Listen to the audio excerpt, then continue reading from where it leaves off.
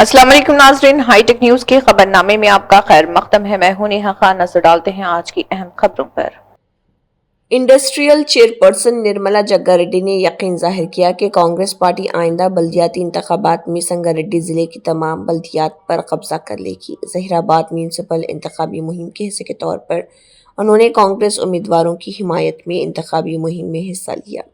इस मौके पर खिताब करते हुए उन्होंने कहा कि अवाम ने पहले ही फैसला कर लिया है कि वो कांग्रेस हुकूमत को दोबारा मुंतखब करें, जो इस वक्त रियासत में बरसर इख्तिदार है। उन्होंने कहा कि अवाम पिछली बीआरएस हुकूमत पर महज अल्फाज तक महदूद रहने और तरक्की देने में नाकाम होने का इल्ज़ाम लगा रहे। उन्होंने मजीद कहा कि लोग कांग्रेस हुकूमत पर मजबूत एतमाद का इजहार कर रहे, ये मानते हुए कि ये तमाम शोबों में तरक्की कर रही। రెడ్డి జిల్లాలో 11 మున్సిపాలిటీలు ఉన్నాయి. అన్ని మున్సిపాలిటీలో కూడా కాంగ్రెస్ పార్టీ కైవసం చేసుకోబోతుంది. ముఖ్యంగా ఈరోజు అధికారంలో కాంగ్రెస్ పార్టీ ఉంది కాబట్టి ప్రజలందరూ కూడా ఆలోచిస్తున్నారు. అధికార పార్టీని గెలిపించుకుంటే అభివృద్ధి జరుగుతుందని ఒకటే స్లోగన్ ప్రజల్లో ఉంది. గత ప్రభుత్వం 10 ఏళ్ళు ఉన్నా కానీ చెప్పిన మాటలే కానీ చేతల్లో ఎక్కడా రాలేదని ప్రతి ఒక్కరు చెప్తున్నారు. ఏ గల్లీకి పోయినా ఏ ఇంటికి పోయినా మరి వాళ్ళ బాధ వ్యక్తపరుస్తున్నారు. దానికి తోడు ఇప్పుడు కాంగ్రెస్ పార్టీ వచ్చింది కాబట్టి మాకు చాలా సంతోషంగా ఉంది. అడగని కూడా ఇచ్చింది.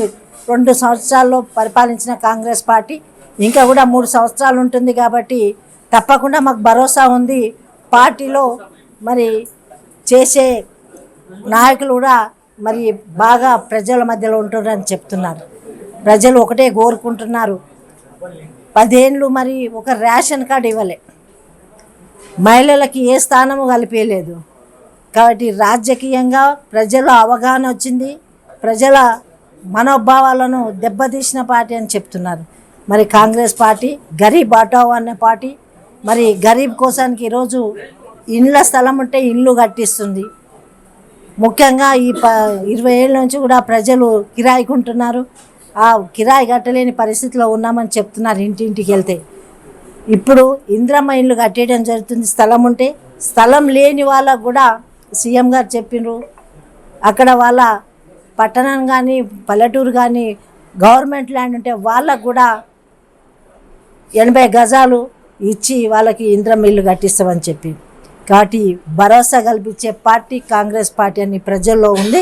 తప్పకుండా మాకున్న జిల్లాలో ఉన్న 11 కూడా కైవసం చేసుకుంటున్నాం. మరి కాంగ్రెస్ పార్టీని బలోపేతం చేయడానికి నాయకులందరూ కృషి చేస్తున్నారు. అందరికీ ధన్యవాదాలు తెలియజేస్తూ ప్రజలకు ఒకటే కోరుతున్నా, వేరే పార్టీకి ఓటేస్తే వాళ్ళు పని చేయలేరు. 10 ఏళ్ళు మనం చూసినాం. ఇప్పుడు కూడా ఓటేస్తే ఓటు వృధా అవుతుంది. అభివృద్ధి కోసం ఓటేయండి, మీ క్యాండిడేట్లను చూసి ఓటేయండి. మంచి క్యాండిడేట్లను సెలెక్ట్ చేసినాం. యూత్ ఎక్కువగా తీసుకోవడం జరిగింది.